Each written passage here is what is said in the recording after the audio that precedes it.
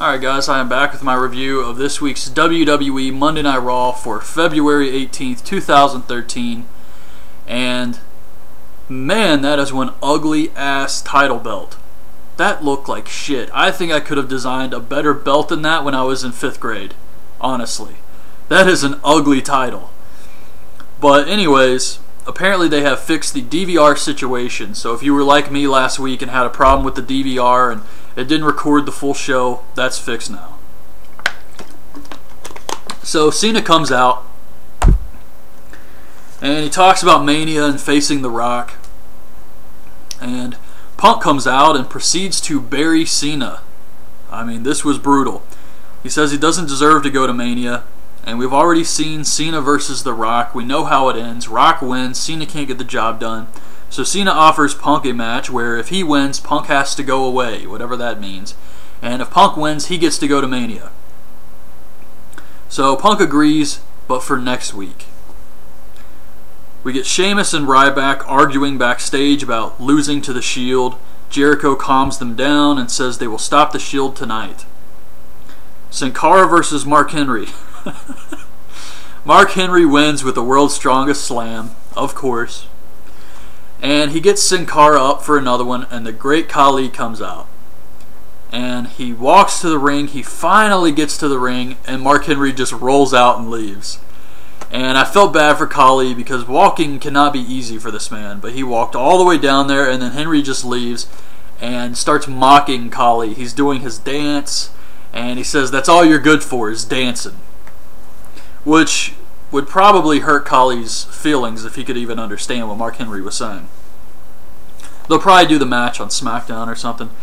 Miz versus Cesaro in a no disqualification match. Cesaro hits Miz with a kendo stick.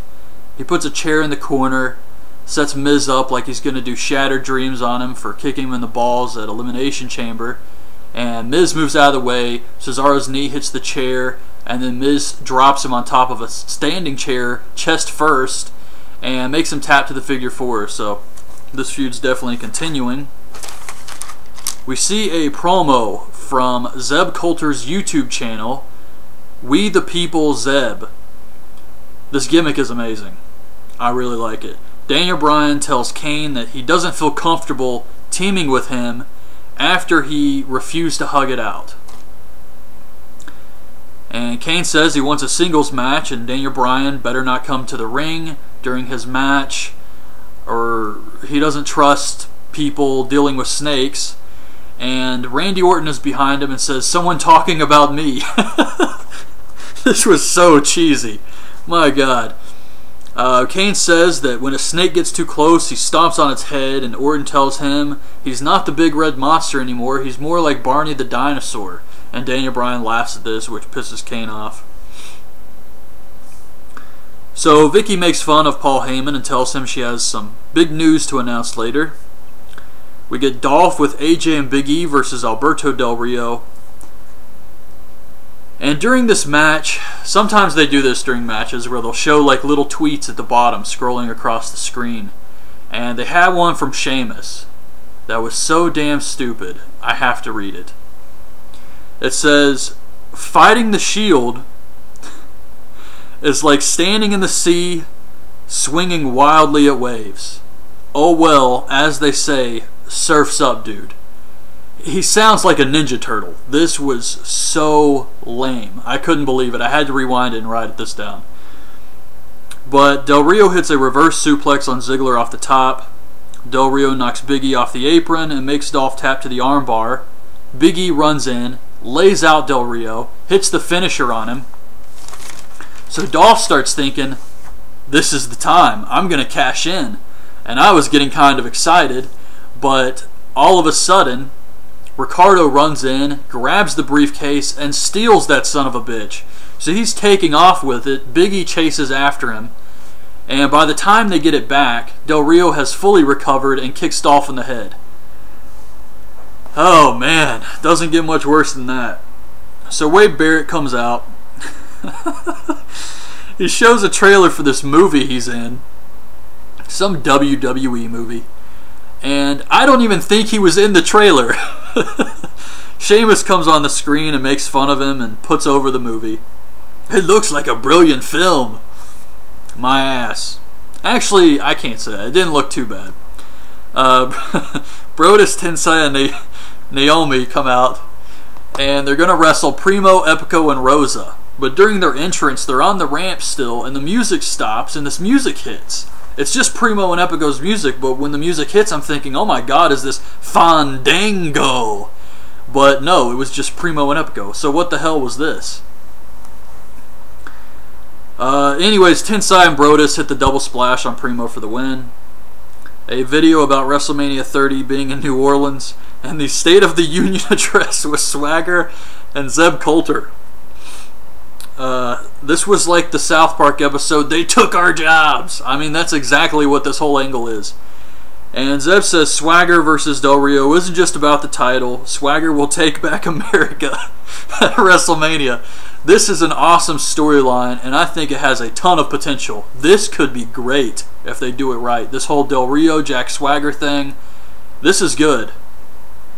Daniel Bryan versus Jack Swagger. Swagger wins with the Patriot Act. It was a decent match.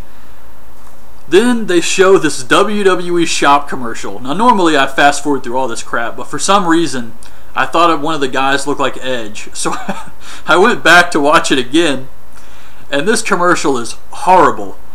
It's this guy who has all these dudes coming over to date his daughter, and he slams the door in their face for every single one of them. There's like a cowboy, a hippie guy.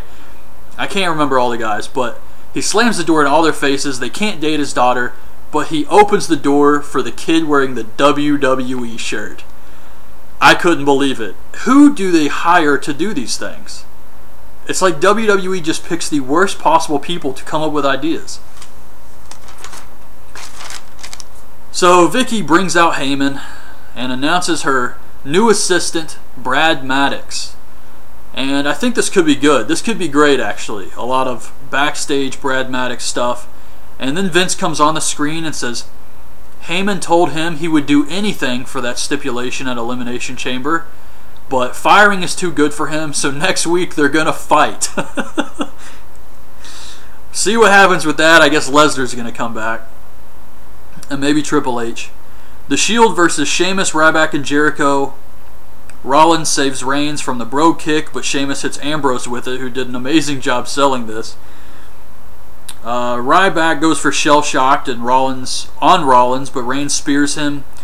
They beat the crap out of Ryback. Jericho gets a hot tag. Sheamus starts fighting with Reigns, and Jericho gets Ambrose in the Lion Tamer, and Seth Rollins hits a springboard and a knee to the face on Jericho, allowing Ambrose to cover him for the win. So the Shield looked great here. Another good match. These guys are really, really talented. I still think Ambrose is the standout of the group because he's more of the total package, good on the mic and in the ring.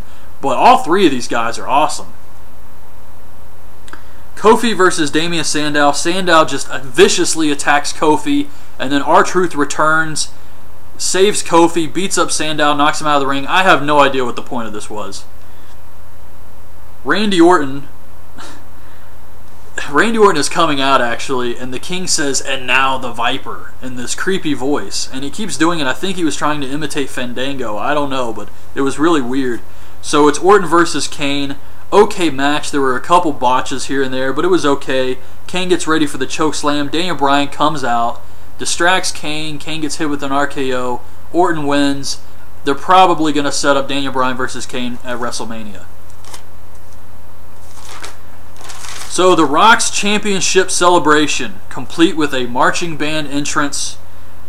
He says the WWE title shouldn't be a spinner belt. I don't even think it spins anymore, but it did here tonight, but I'm pretty sure they changed that a while back. So he tells some jabroni to take the title to the back and put it in the Hall of Fame, and he unveils the new title. It looks terrible, like I said earlier. Cena comes out. He has a stare down with Rock. Punk attacks Cena from behind with the old title, hits him in the back, and this just knocks Cena out. I mean, he is done for after getting hit in the back with this thing. Just this huge dude just laying there. It was ridiculous. And then Punk stares at Rock, and Rock gets ready to fight him, and Punk just leaves. So that was it. I have to say, I wasn't really bored for any of this show. and that's a good thing. So I actually thought this was a pretty good Raw. We had some good matches here, and I enjoyed most of the show. But the Rock celebration, I didn't really care for that title belt, but overall it was okay. They were definitely setting stuff up for next week though, but I still thought they gave us a good Raw this week. I'm not sure what's going to happen with The Undertaker, if he is going to come back and they're going to set something up. I assume it's going to have to be next week. They're really hyping up next week's show. You got Vince versus Paul Heyman, Cena versus Punk, and if Taker's going to come back, it's got to be next week, since they set that match up. But I guess we'll see what happens. I expect something with Lesnar and Triple H in the Vince McMahon-Paul Heyman match, but overall a good Raw this week. So that's my review of this week's Raw. Hope you guys liked the video. Leave your thoughts on this week's show in the comments, and thanks for watching.